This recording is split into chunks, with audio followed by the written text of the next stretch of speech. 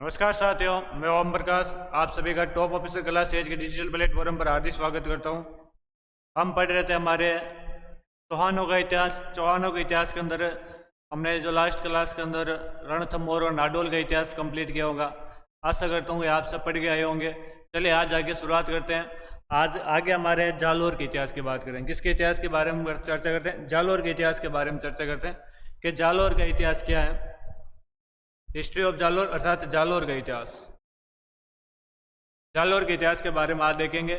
इसके बाद में हम सिरोही के इतिहास, उसके बाद बूंदी, उसके बाद कोटा के बारे में देखेंगे और उसके बाद हमारी चौहान डायनेस्टी जो इसके हिस्ट्री है जो कंप्लीट हो जाएगी। तो चलिए शुरुआत करते हैं आज की क्लास। और क्लास स्टार्ट करने से पहले आपके दोस्तों के साथ ज़्यादा से ज़्यादा शेयर करें। चलिए शुरुआत करते हैं आज की क्लास को। पहले हम जालोर के बारे में सामान्य जानकारी देख लेते हैं। जालोर क्या है? तो हमने जालोर के प्राचीन नाम के बारे में देखा था कि जालोर को जाबालीपुर बोलते थे। कि जालोर का प्राचीन नाम था क्या? जाबालीपुर था।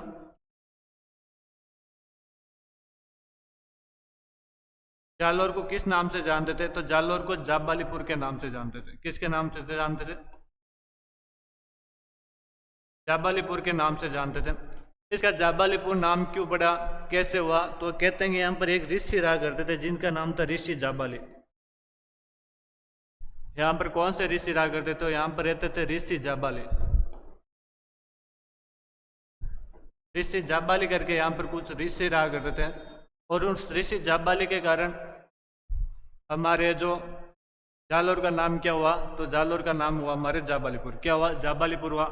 तो इसके बारे में ध्यान रखना कि हमारे यहाँ पर ऋषि जाबाली रहा करते थे और जिसके कारण हमारे जालोर का क्या नाम हुआ? जाबालीपुर हुआ। बाद में कुछ कहते कि नहीं, ऐसा नहीं हुआ। तो क्या हुआ था? तो कहते हैं कि यहाँ पर जाल के वृक्षों की अधिकता है। किसके वृक्षों की अधिकता है? तो जाल के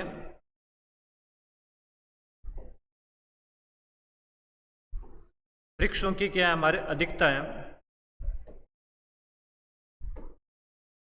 और जाल के वृक्षों की अधिकता के कारण इसको क्या नाम हुआ? तो इसका जालोर नाम हुआ। तो ये भी ध्यान रखना भाई, दोनों कॉन्सेप्ट याद रखना। तो यहाँ पर जाल के वृक्षों की अधिकता है इसलिए इसका क्या नाम हुआ? जालोर हुआ। या इसका मैं बात करूं कि यहाँ पर कौन से ऋषि रहा करते? तो ऋषि जाबाल यहाँ पर रहा करता था, इसलिए इसे जालोर का क्या नाम हुआ? हमारे जालोर का जाबालीपुर नाम हुआ। और जाबालीपुर क्या है? तो जालोर का प्राचीन नाम क्या है? एशियंट नेम ऑफ जालोर अर्थात जालोर का प्राचीन नाम।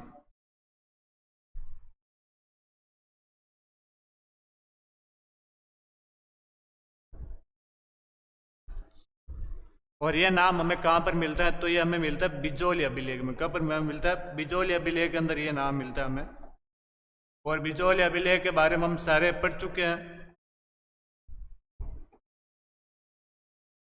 बिजोली अभिलेख के बारे में जितनी जानकारी थी हमारे पास हम सारी देख चुके हैं। तो बिजोली अभिलेख के अनुसार ये हमें नाम मिलता है और इसका क्या नाम था? तो जाबालीपुर था। तो इसके बारे में ध्यान रखना। आगे चलते हैं। यहाँ के तो चौहान थे। तो जालोर के अंदर बात करें तो जालोर के अंदर चौहान वंश का शासन था। कौन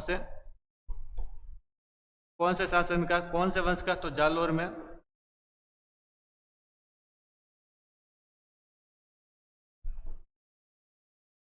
चौहान वंश का क्या था? हमारे शासन था।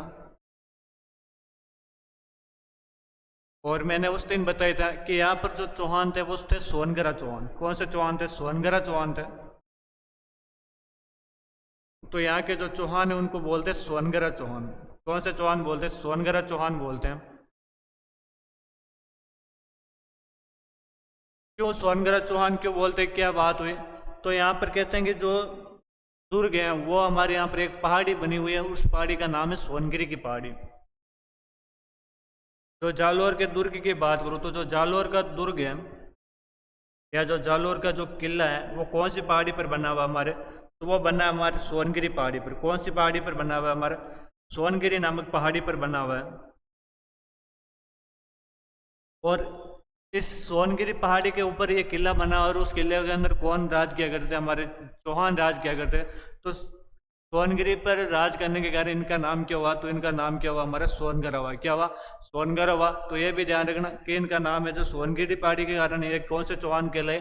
सोनगरा चौहान कहलाए। वैसे ये किसुन दो प्रकाश आएगा। कि आपके जालौर के अंदर कौन से वंश का शासन था, तो आपको आंसर जाएगा चौहान। और यदि पूछ ले कि कौन सी चौहानों की कौन सी शाखा का शासन था, तो चौहानों की यहाँ पर एक नई शाखा प्रारंभ हो जाती है, और वो कौन सी हमारी, तो उसका नाम हमारे सोनगढ़। क्या नाम हमारा? सोनगढ़।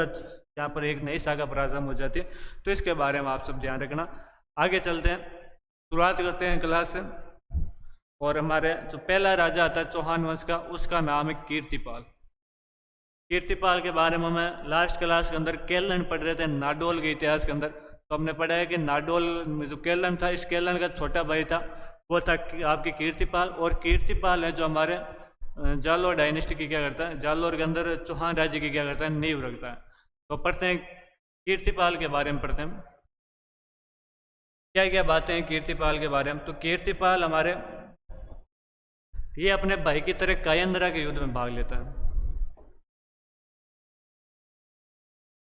कौन से युद्ध में? तो कायंद्रा के युद्ध में क्या लेता है, भाग लेता है।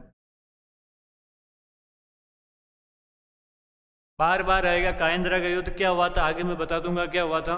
तो कायंद्रा के युद्ध में दो बंदे भाग ले रहे, एक तो केलन, एक आपके कीर्तिपाल। केलन की बात करूँ तो केलन तो कहाँ का राजा है, तो वो तो हमारा नाडोल का। और ये कहाँ था, तो ये हमारे कहाँ का, जालोर का। तो दोनों भाई है जो हमारे कौन से युद्ध में भाग लेता है, तो कायंद्रा के युद्ध में भाग लेता है। आगे चर्चा करते हैं इसके बारे में।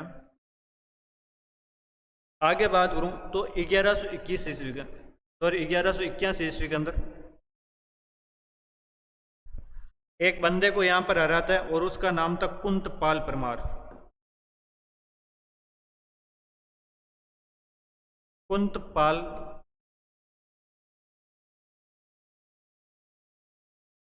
परमार को हराता है।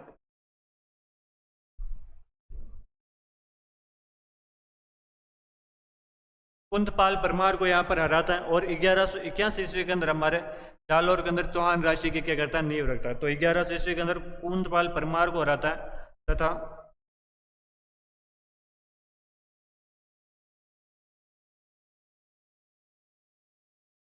चौहान राज्य की क्या रखता है, जालोर में चौहान राज्य की क्या रखता है, नींव रखता है, या मैं बोलूँगी स्थापना करता है। तो एक ही बात है, तो ध्यान रखना, कुंतपाल को हराता है। और कब? 1181 ईस्वी के अंदर। ये थोड़ा क्वेश्चन इंपॉर्टेंट बनता है यहाँ पर, 1181। तो 1181 के क्वेश्चनों का एग्जाम के अंदर पूछा है, तो ये ध्यान रखना 1181 के अंदर हराता है। और किसको हराता है? कुंतपाल परमार को हराता है। किसको हराता है? हमारे कुंतपाल परमार को हराता है। और यहाँ पर क्या करता है, तो हमारे चौहान डायनेस्टी की क्या करता है, स्थापना करता है। आगे बात करते हैं इसके बारे में। आगे मैं मोटी मोटी बात बताऊँ इसके बारे में, तो हमारे पास ज़्यादा तो फैक्ट नहीं इसके बारे में, लेकिन दो फैक्ट हैं। इसकी उपाधि के बारे में कहा जाता है कि सुंदा माता अभिलेख, सुंदा माता अभिलेख, और सुंदा माता का मंदिर कहाँ है, हमारे जालोर में ही है। तो सुंदा माता का जो अभिलेख है, उस अभिलेख के अंदर इसको एक उपाधि दी हुई है, और उस उपाधि का नाम ध्यान रखना। सुंदा माता अभिलेख के अनुसार इसकी उपाधि की बात करें तो इसकी जो उपाधि मिलती है उसका नाम है राजेश्वर।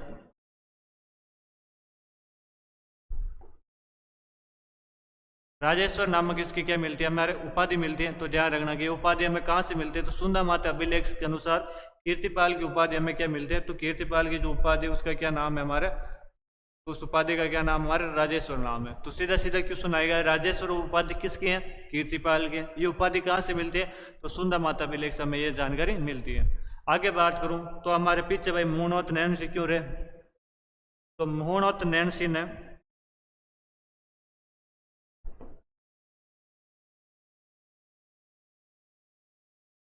सिंह ने कीर्तिपाल को महान राजा बताया। क्या बताया हमारे नैन सिंह ने,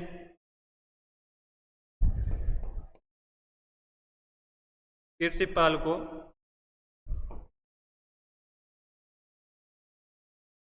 महान राजा बताया। या इसी को यूं बोल दो कि नैन सिंह ने इसको कौन सी उपाधि दी, तो महान राजा। एक ही बात है, ऐसे भी क्वेश्चन पूछ सकता है। तो ध्यान रखना, दोनों बात याद रखना कि महान राजा या आपके महान राजा, या मैं बात करूँ महान राजा की उपाधि कौन देता, नैन सिंह। तो नैन सिंह किसको देता, कीर्तिपाल को देता। तो ये हमारे आपके कीर्तिपाल था। कीर्तिपाल के बारे में ज़्यादा नहीं, 4 फैक्ट याद रखना। पहला फैक्ट कि ये आपके कायंद्रा के युद्ध में भाग लेता है। दूसरा 1181 के अंदर कुंतमाल बनवार को रहता है और जालोर के अंदर चौहान डायनेस्टी की स्थापना करता है। तीसरा फैक्ट है कि सुंदा माता विलय के अनुसार इसकी राजेश्वर उपाधि मिलती है। और चौथा फैक्ट है कि मूणौत नैन्सी इसको महान राजा बताता है। तो 4 बात इसके बारे में ध्यान रखना। आगे चलते हैं। अगला राजा आता है मैं समर सिंह। समर सिंह के बारे में देखते हैं। समर सिंह हमारे यहाँ पर जो जालोर का किला था, इस किले के अंदर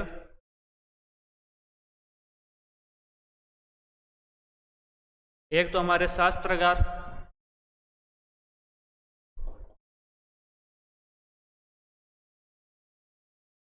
एक हमारा कोषागार और एक रेमपाट परकोटा। इन तीनों का क्या करवाता है? निर्माण करवाता है।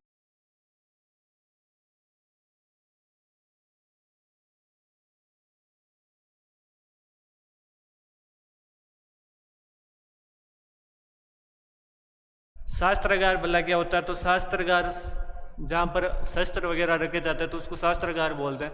कोषागार जहाँ पर खजाने वजाने की व्यवस्था, पैसे वैसे रखे जाते हैं उसको और रेमपाट तो किले के चारों ओर सुरक्षा की दृष्टि से जो दीवार बनाई जाती है उसको क्या बोलते हैं? रेमपाट बोलते हैं। तो उस रेमपाट का निर्माण भी कौन करवाता? हमारा समर सिंह करवाता।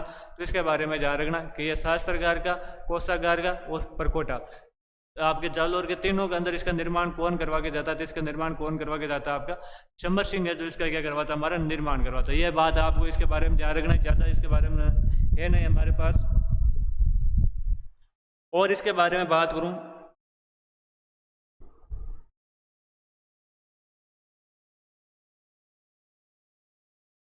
तो इसकी एक राजकुमारी थी।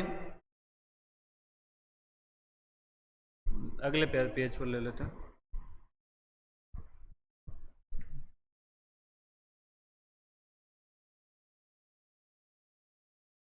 इसकी एक राजकुमारी थी और राजकुमारी का नाम था लीला देवी।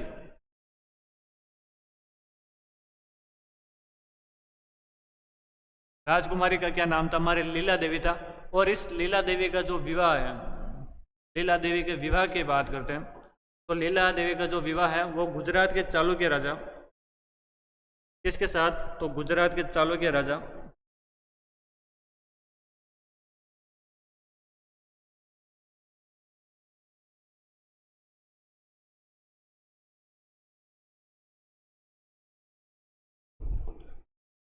और उसका नाम था भीम सेकंड। जो गुजरात का चालुक्य राजा था उसका क्या नाम था? हमारे भीम सेकंड था। तो इस लीला देवी का जो विवाह है वो किसके साथ करवाता? हमारे भीम सेकंड के साथ इसका क्या करवाता? विवाह करवाता। ये भीम सेकंड वही है जो पृथ्वीराज के समय हमारे नागौर का युद्ध लड़ता है। नागौर का युद्ध हम बोलते हैं कि 1182 में हम पढ़ चुके हैं। वैसे तो नागौर के अंदर वापिस आपको थोड़ा रिवाइज करवा देता हूँ कि नागौर का जो युद्ध है वो 1182 के अंदर पृथ्वीराज और गुजरात के चालुक्य राजा भीम सेकंड के बीच में होता है। युद्ध का मेन एक ही कारण था कि आबू की परमार राजकुमारी इच्छनी देवी से दोनों विवाह करना चाहता था, लेकिन विवाह कौन कर लेता? पृथ्वीराज विवाह कर लेता। तो भीम सेकंड को लगा कि उधर तो बारी आई नहीं तो इधर विवाह कर लेते हैं, ये क्यों मौका हाथ से कमाए। तो ये है जो इससे है जो हमारे क्या कर लेता? विवाह कर लेता। तो ध्यान रखना कि ये भीम सेकंड क्या कर लेता है? इसे विवाह कर देता है। ये राजकुमारी किसकी थी? तो हमारे समर सिंह की क्या थी? हमारी राजकुमारी थी, आपके जालोर की थी। आगे चलते हैं। अगला आता है हमारे उदय सिंह। उदय सिंह की बात करते हैं तो उदय सिंह के समय हमारे जो प्रमुख राजा इस टाइम युद्ध करता था उसका क्या नाम था? तो उसके बारे में देखते हैं। उदय सिंह के समय इल्तुतमिश था। कौन था हमारा? इल्तुतमिश।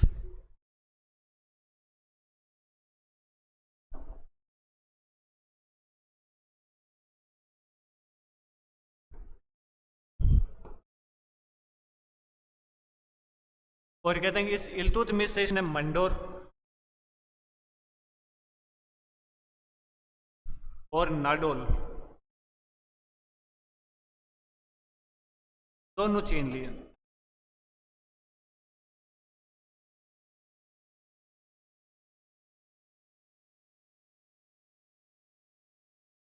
ये इसके बारे में ध्यान रखना कि इसने जो आपके उदय सिंह इल्तुतमिश था इससे जो मंडोर भी छीन लिया था और इससे आपके आपके कौन सा छीन लिया? तो इससे आपके मंडोर और नाडोल दोनों छीन लिए थे। इल्तुतमिश की बात करते हैं तो इल्तुतमिश इस टाइम हमारे चित्तौड़गढ़ पर आक्रमण करता है, रणथंभौर पर भी आक्रमण करता है। इल्तुतमिश के समय हम आपके चित्तौड़गढ़ ने तो पढ़ा था, इसका समकालीन जैतर सिंह था, जैतर सिंह तो इसको हरा देता हमारे। और मैं इधर बात करूं हमारे सॉरी रणथंभौर की बात करें तो रणथंभौर के समय वीर नारायण था, और वीर नारायण तो बेचारा इल्तुतमिश के खिलाफ लड़ता हुआ मारा ही जाता है। और उदय सिंह ये एकदम पावरफुल बंदा था, तो ये जालोर और आपके नाडोल छीन लेता। किसे छीन लेता? तो आपके इल्तुतमिश से छीन लेता। ये ध्यान रखना जानकारी। आगे बात करूं तो ये गुजरात के एक राजा को हराता है, और उसका नाम था लवण प्रसाद।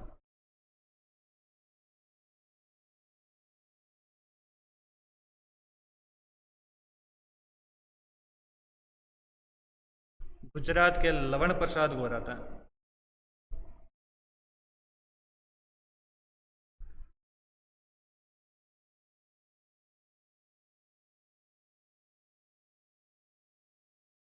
हमें केवल इतना ही ध्यान रखना, लवण प्रसाद को हराता कौन था, क्या था, इसके बारे में नहीं जानकारी रखनी। तो ये दो चीज जिसके बारे में जानना, ये तो इल्तुतमिश वाली याद रखना, और एक हमारे लवण प्रसाद वाली याद रखना, किसने लवण प्रसाद को भी ये जो यहाँ पर हरा दिया था। तो इसके बारे में ये भी आप क्या रखोगे, याद रखोगे।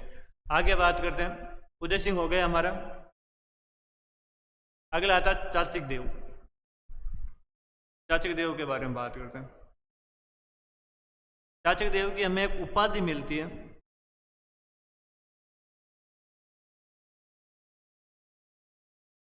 और उस उपाधि का क्या नाम है? तो उस उपाधि का नाम है महाराजाधिराज।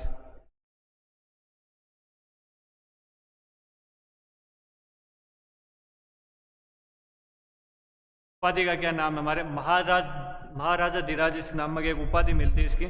और इसके बारे में और क्या देखते हैं, तो इसके समय दो बंदों का नाम याद रखना। एक तो हमारे था बलबन, एक नासिरुद्दीन। एक तो हमारा नासिरुद्दीन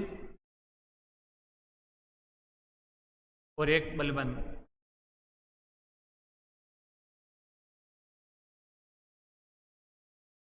दोनों युद्ध की हिम्मत नहीं कर पाई इसके समय।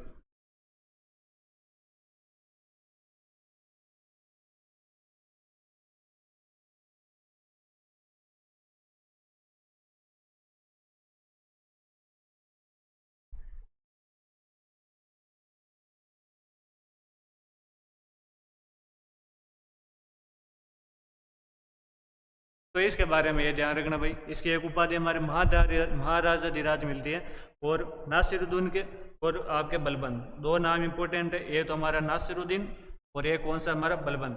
ये दोनों ये इसके समय जो युद्ध की क्या नहीं कर पाए, हिम्मत नहीं कर पाए थे। तो इसके बारे में दो ही ध्यान रखना। वैसे नाम ही इसका खतरनाक है, उपाधि भी इसकी ध्यान रखनी। कई बार एग्जाम के अंदर पूछ लेते सीधा सीधा कि महाराजा धीराज उपाधि किसकी है?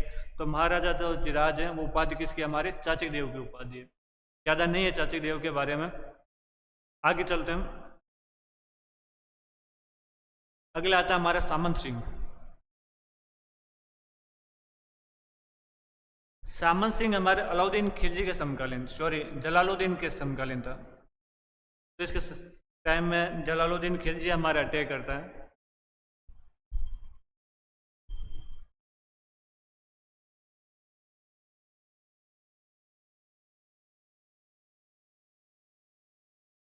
जलालुद्दीन खिलजी अटैक करता है, और जलालुद्दीन खिलजी अटैक करता है 1291 में। कब करता है? आपके 1291 के अंदर यहाँ पर अटैक करता है। हम बोलते हैं जलालुद्दीन इस टाइम यहाँ पर आ ही रखा था रणथंभौर पर। 1290 1292 पर दो टाइम आक्रमण करता है। उस टाइम तो उधर की पार पड़े नहीं, तो उसने सोचा कि इधर ही पार कर, इधर है जो एक बार ट्राई करते हैं। तो 1291 में इधर अटैक करता है। और यहाँ पर इसको जैसे पता चला, इसको आपके मैं बात करूँगी सामंत सिंह को, और इसको जैसे पता चला तो ये इसका एक सेनापति था जिसका नाम था सारंगदेव बाघेला। सेनापति का नाम क्या था? तो नाम था सारंगदेव बाघेला।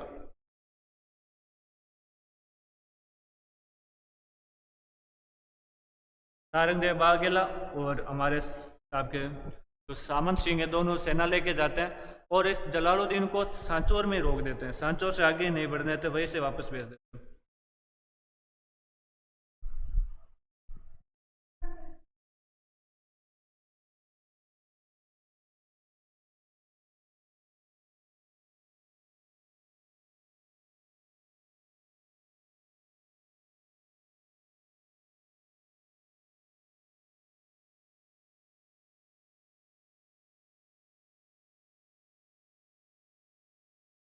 देव बाघेला की सहायता से ये दोनों जाते हैं और ये है जो हमारे सांचौर में, कहाँ पर, सांचौर में है, जो इसकी सेना को वहीं पर रोक देते हैं, सांचौर में रोक देते हैं। इसके बारे में ध्यान रखना, सांचौर में इस सेना को रोक देते हैं, वहीं से इसको जलालुद्दीन को वापस भेज देते हैं। तो जलालुद्दीन को कहीं पे सफलता नहीं मिलती, 1290 में नहीं मिलती, 91 में भी नहीं मिलती, 92 में भी नहीं मिलती। तो तीनों बार है, इसके बारे में ध्यान रखना भाई। यही था हमारे समन सिंह। आगे चलते हैं हम। कानड़ देव, कानड़ देव में मैं बात करूँ जालोर के इतिहास का सबसे महत्वपूर्ण राजा है तो हमारे कानड़ देव है। क्योंकि कानड़ देव किसके समकालीन था, तो हमारे यह था अलाउद्दीन खिलजी के समकालीन था। किसके समकालीन था, हमारे अलाउद्दीन खिलजी के समकालीन था। और इसके टाइम अलाउद्दीन खिलजी अटैक भी करता है। तो पहले देखते हैं कि अटैक क्यों हुआ था, क्या कारण था। तो इसके कारण पढ़ते, कोजेज पढ़ते हैं। कारण के अंदर वही पहला तो एक ही कारण, सीधा सीधा साम्राज्यवादी नीति।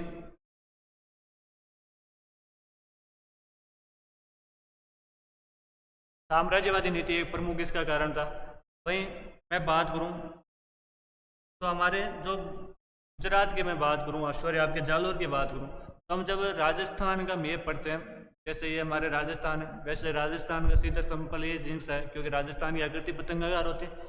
तो जो जालोर है वो इसकी जो बाउंड्री है, मैं जालोर की बाउंड्री की बात करूं तो जो जालोर की बाउंड्री है वो हमारे टच करते गुजरात से, किससे टच करते हैं, गुजरात से टच करते हैं। और जो भी दिल्ली से जो बंदा अटैक के लिए आता था तो वो इधर से होता हुआ सीधा इसको जो इधर क्रॉस करना पड़ा। अर्थात आप यदि गुजरात आक्रमण के लिए जा रहे हो या गुजरात के लिए जा रहे हो तो आपको जो जालोर से होते हुए ही जाना पड़ेगा, कोई दूसरा रास्ता नहीं था। तो इसने जो अलाउद्दीन खिलजी गुजरात आक्रमण के लिए जा रहा था और इसने रास्ते में रोक दिया था, उससे जाने नहीं दिया था। तो ध्यान रखना कि गुजरात आक्रमण के समय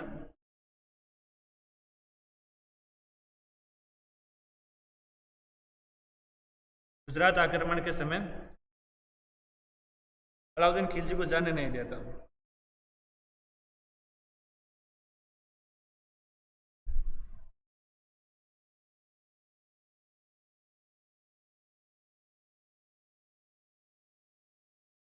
बाद में अलाउद्दीन खिलजी से रिक्वेस्ट करता है, पग पकड़ता है, कहते हैं कि अलाउद्दीन खिलजी से टैक्स वैक्स ले लिया था इसने, तो टैक्स ले लेता और उसके बाद में इसको जाने दिया था।